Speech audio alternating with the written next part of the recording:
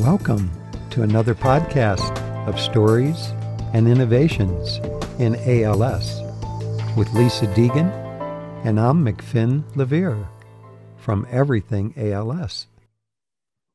Welcome to Stories and Innovations in ALS, episode number 8, Why ALS is Unresolved. My name is Lisa Deegan, and I'm joined today with McFinn and Lisa.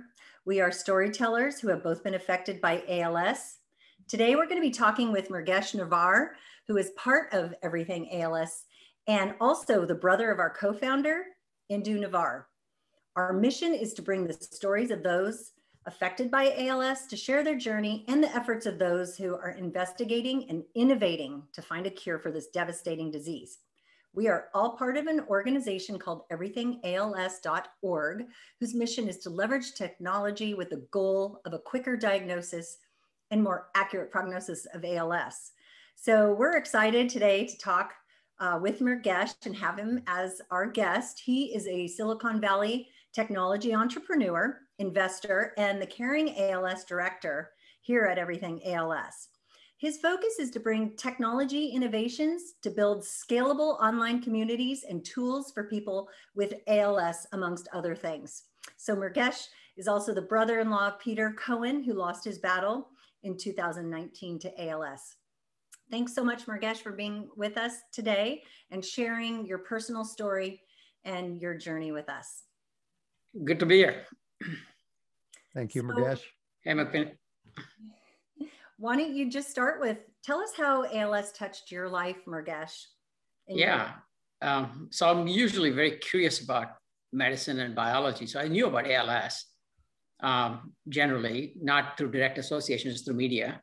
Mm-hmm. And when Peter was diagnosed by it in 2017, I believe, about that time frame, officially, that's when I got to be a bit more intimate about ALS, and I saw the journey that they went through over the 2-year period since the official diagnosis, when Peter officially lost his battle. And I was with them in Seattle, trying to help out and things like that towards the last few months. So that's my experience with ALS, but never did I really believe that it was completely incurable through that process. Right. So. Yes. Were there any therapies that you were thinking, Murgesh, that maybe Peter didn't try? Well, at that point, they were obviously very educated. They were doing a lot of different things. They're exploring lots of different therapies. It seemed like, talking to Peter, it seemed to me that a lot of these things seemed at that point very plausible, that they would yield some results for him personally with his disease. Only later on, I realized it's a kind of a much more steeper uphill battle than it seems to the outside world, right? Yeah. So a lot of hopeful theories, but not specifically. I think that everything was on the table, anything that we heard of. But at the same time, now I've come to realize there were a lot of things just in their backyard that there was no awareness of. So there's a lot of things going on and a lot of solutions that potentially could at least definitely improve the quality of life, but there's lack of awareness of these things. So did you find you took on a particular role? Like, for example, I was the CEO of my brother's life, managing care. You and Indu are close. You probably took on a particular role to help her. Yeah, I wish I'd been a bit more active now with everything I know. But at that point, they had all of their plans laid out, what they were going to do, all of the things they're going to pursue. And my role was basically to help where they needed help. Yeah. Usually it would be things like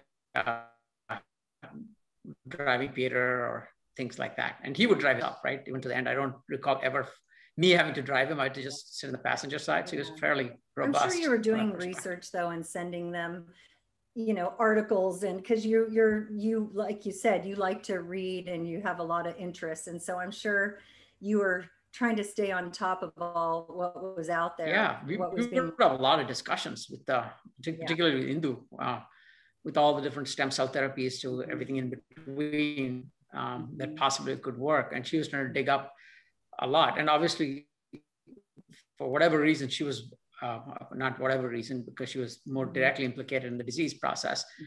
She was much more deeper in the biology of things.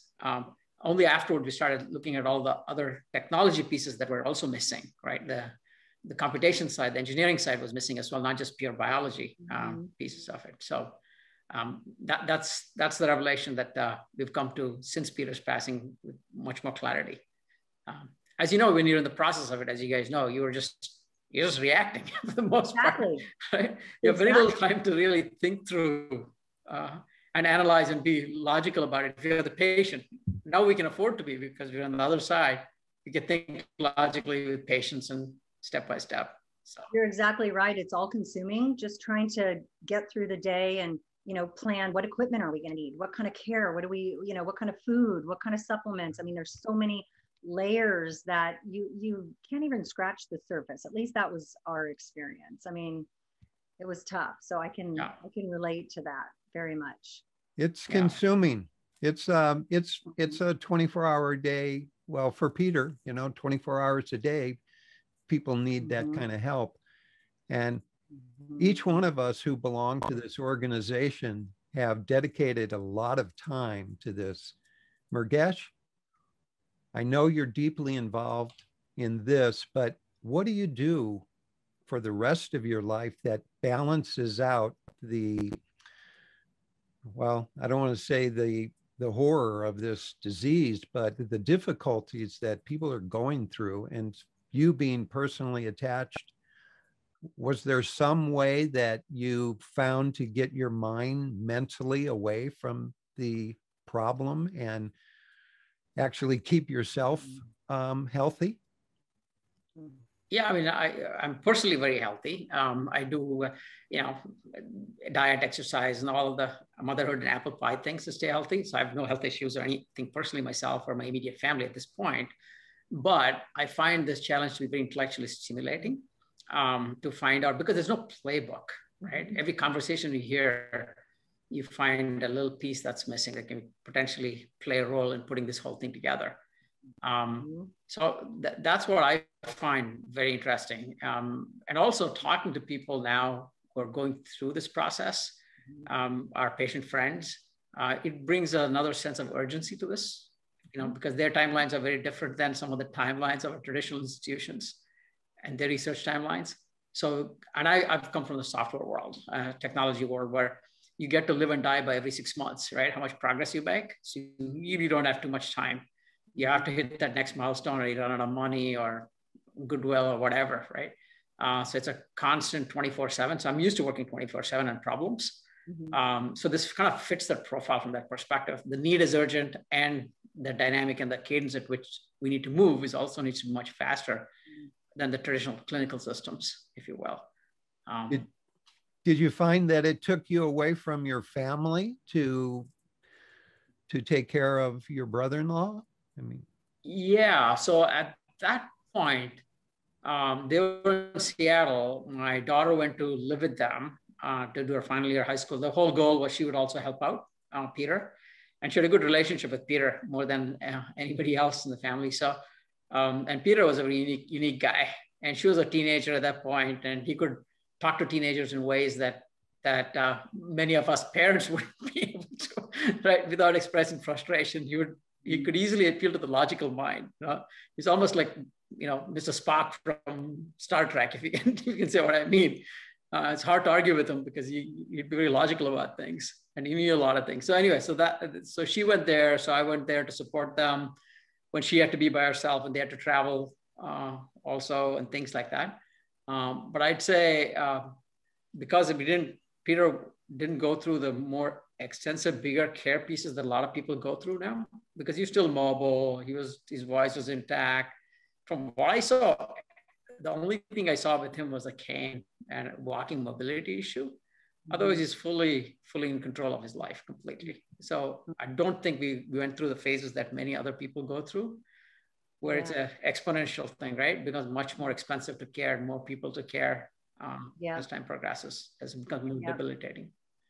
Absolutely, especially when people get feeding tubes and things to help them breathe. And it is an ever evolving door of new people coming in and new equipment to help get through the day. I can understand that. So why don't you share with us, because you've been very active in everything ALS, and talking a little bit about your role in the organization. And I'd like to hear in your words, you know, what your vision, where you would like to see, where you'd like to see this go. Great. I think that's a great question.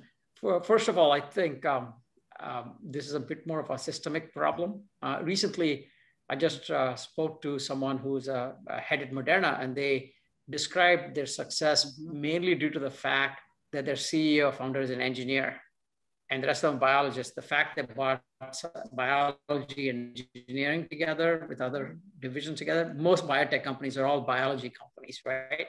They're founded by PhDs in biology or whatever, et cetera. So as a systemic problem, engineers need to think about it kind of holistically as a problem. I think that's where, because we happen to have engineering background, and it's wonderful to work with a lot of the people who understand the science and the biology behind the disease and the potential cures. So I think that marriage is where I'd like to spend some time. I think we can bring more value. Personally, I can bring value to the process as well, to think about how computer solutions can help both on the clinical drug development side, but also just as importantly on the quality of life issues as well, if you will. Yeah, I mean, it's so layered, because there's, you know, environmental, there's genetic, there's the whole biology, like you said, and engineers, as with an engineering mind, you kind of attack it on, okay, how can we solve this problem? And there's many gaps that exist today, where people aren't communicating, they're not collaborating. And I'd love for you to share some of your projects, because you're kind of helping to break down some of those barriers by helping people to collaborate and work together. So if you want to share some of the projects that you've focused on at Everything ALS. So we're still in learning mode, ramping up to see how to structure. One of the thought processes that we had is guaranteed is we need to bring more talent into the space. So when I say engineering mindset, I don't mean just us around the table who are there, but to attract more talent to come in and address the ALS problem, more engineers and more scientists to come in and look at it.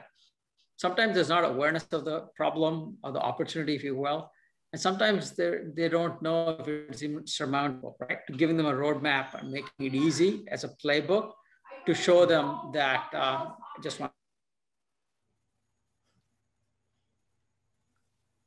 sorry, you guys had to stitch it up there. So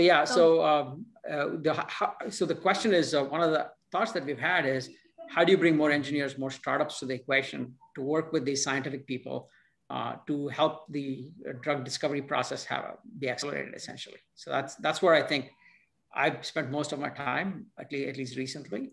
I've also have a piece of technology that we've developed, which will eventually help with the financial aid for people, where more easily, because money is a big problem with ALS, as you know. So we think there's a way for us to make it really easy for other people to support their loved ones, or even strangers, if you will, once they become aware of the problem. So those are the two elements I'm working on. That's awesome. I mean, our team, we have so many different backgrounds, right? Everybody has done different types of work, and both you and Indu coming from an entrepreneur and engineer background, and with a lot of connections of people in the Valley, and knowing how to find and attract talent is important as well. So you guys have done a great job at that, because we are collaborating with so many amazing, you name it, startups, pharma companies, researchers, neurologists, all the people that are key players in our space to help try and make a difference. So what in your opinion have been the biggest challenges or barriers? And I know there's a lot, but if you just want to talk a little bit about some of the challenges and barriers in this space, and how you're tackling that. Just to make engineering mindset versus medicine mindset more explicit. If you told somebody what does it take to go to Mars, right? Engineers can basically lay out the thing. They'll say this many $1 billion, this much time, this is what. Obviously, it's a very, very hard science, right? There's no guarantee of success, just as hard as anything else. Yeah. And if you ask somebody, what does it take to solve cancer, right? There isn't an answer. There's no roadmap. We'll just try. We can do our best, right? There's a best case type of thing. So I think those two mindsets. And there's a lot of different types. There's only one Mars, but there's a lot of which is true. But the physics and math of the problem is just as hard as the biology of the problem as well. We may never get to Mars over the next 300 years, right? We may never, potentially. We don't know what else is there. And I can say the same thing with cancer as well, or ALS or whatever. It can be a very hard problem to solve. But I think these are all solvable problems by reinforcing each other's mindsets, right? How to think about the problem, how to approach a problem. I think that's outside of us, that's beginning to change because biology is being influenced by artificial intelligence now, by a great extent, right? One of the areas that the drug discovery process needs a lot of help is specifically with ALS, is to see how many types of diseases is it really, right? Do we have to, if you believe it's a heterogeneous disease, how do we subtype patients or stratify patients in different groups and do different things with them? It's more heading towards personalized medicine with smaller groups rather than trying one approach across everybody, then saying pass or fail, right? I think that's been a big part of the problem because a lot of the studies that have been done, I believe, have been successful, but we've not been able to identify the success only because the patient selection has not been narrow enough to say who it helped. So if it doesn't help everybody, we just declare something a failure and all the learning just goes out the window, right? So AI, artificial intelligence can help identify some of that stuff. Sure. So from our perspective, I think the biggest focus should be what I call the 3 S's, right? One is sourcing the talent to come in, right? Wow. Then that means a lot of people need to be talked to, et cetera, who can add value. Then selecting them, and then third, supporting them, right, to become successful. So that'll be the focus for us, source, select, and support.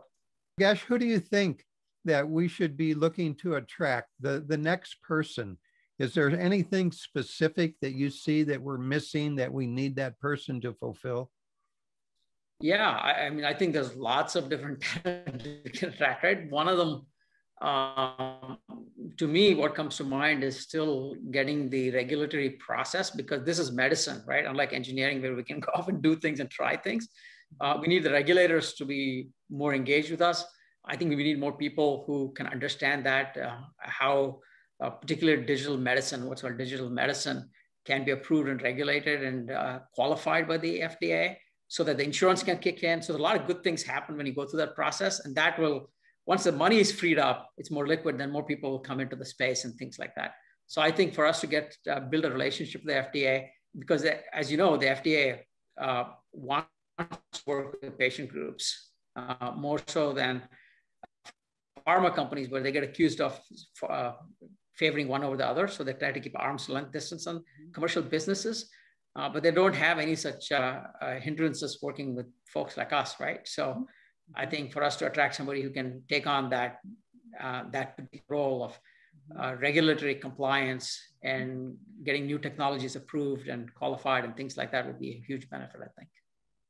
Yeah, and there's the big thing with the FDA is there's no, when it comes to biomarkers, there's no real process in place. And that's, for discovering them and what to do with it. Because there's thousands of researchers out there saying, oh, we have a biomarker on this. They publish a paper, and that's all fantastic. I'm not knocking that. We need that. But there's nobody regulating, like, okay, here's people developing biomarkers, and here's the process that how we're gonna plug them into our clinical trials to make them shorter, get people the right tailored treatment, and get the drugs into bodies. So maybe you can touch on how artificial intelligence, how we are working with that, and how we are helping with ALS being a heterogeneous disease, and finding different subsets because of artificial intelligence.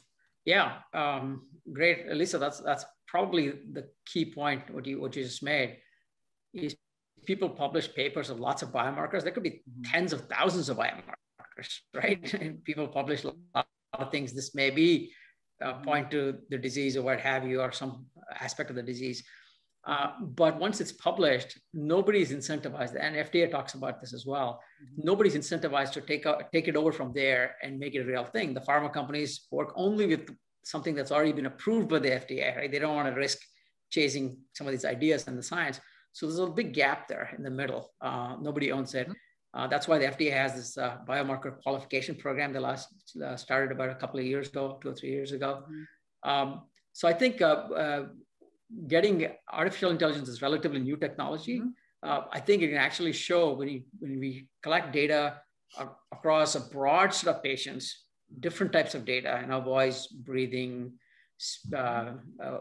mobility, gait, et cetera, the AI can basically draw clusters to show how different people may be progressing differently, right? Today we say bulbar versus limb onset versus bulbar onset, which is very coarse grain. Or we know early in the disease or late in the disease. Those are the 4 things that we know.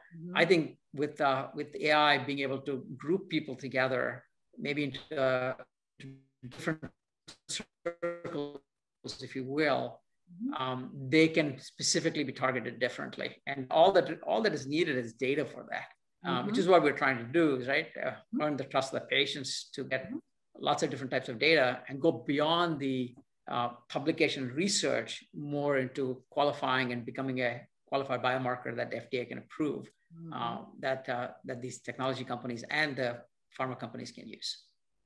And if somebody wanted to help us, where would you tell them to go? You're talking about on the regulatory side or on the technology side?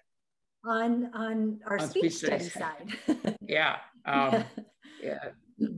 Because this is exactly what you talk about, is exactly what we're trying to accomplish with our voice project. Right. There's so many speech studies, right? I don't think the real reason why we think we need to attract many different companies to this is there are so many different domains and there are thousands of features when you think of data. No single company, if you've looked at any of these companies, they are all doing one thing, right? Somebody's doing voice, somebody's doing gait, whatever, what have you. What if the signal is a combination of a lot of these things together? That's what tells you somebody's progressing, right? Not any one thing. Again, we're siloing people off based on these sensors, if you will, on the digital side as well. I mean, it's early, but being able to build a database of lots of different sensor data coming in and participants providing data is what we need to do. Is there anything,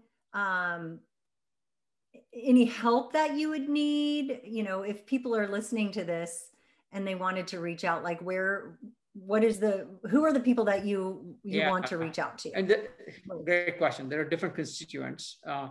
The first is it's lay people or patients enroll in our study, right? They can be healthy and still enroll in our study to help us provide controls. The second folks are people who are inclined to work in medicine, working particularly in health monitoring technologies, digital health. That's a lot of interest there currently. We'll all be plugged into systems that are monitoring our health in the future, healthy or not. So we want to attract some of those type of folks who are thinking of health monitoring into the space, right? Digital health monitoring, that's a broad space, and we can actually give them a leg up to see some success with ALS and other neurological diseases. It sounds like the people that you're looking to attract are right out there, and we just need to make ourselves visible, because I really believe that the people that we need are actually looking for us also, because this is a team spirit.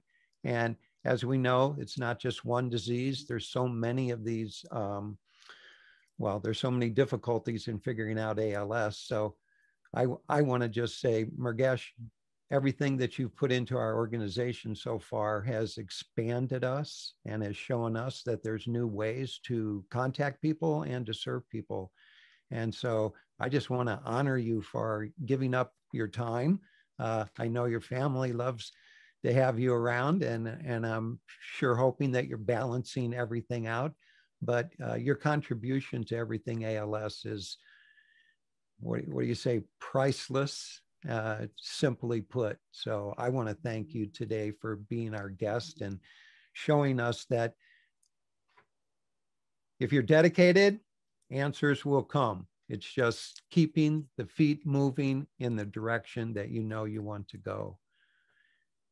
Is there anything we you'd have like a wonderful team, and I get just as much energy from you guys as you're talking with. I'm thankful for your participation, and Lisa for your participation and your energy and your thoughtfulness. This is just a high quality team. I think this is the right type of team we need. Thank you. And you're lucky to have Indu as a sister, and Indu's lucky to have you as a brother. And yes, our whole team is fantastic. We couldn't do what we do without every single person, because everybody really does add their own flavor, and each flavor it's necessary and delicious. So. Thank you so much, Murgesh. And to all of those people that are going to be listening to this podcast, I would like to say thanks for joining us in our journey of exploration and digging deep into the souls of those affected by ALS and those who are working tirelessly to help end this devastating disease. Your stories and work matter so much to us and to so many. Keep sharing and continuing to help further research in ALS so we don't have to see another person suffer. Do you know anyone who suffers from ALS? Are you a researcher, neurologist, pharma, or biotech company working in the ALS space? If so, we would love to hear from you. For more information, please visit us at everythingals.org, or you can contact us at info@everythingals.org. Thank you, folks, for your time visiting us. Lisa, thank you, and Murgesh. We are a team, and we're here to make a difference. Thank you all for joining us, and we'll see you at our next podcast. Thank you.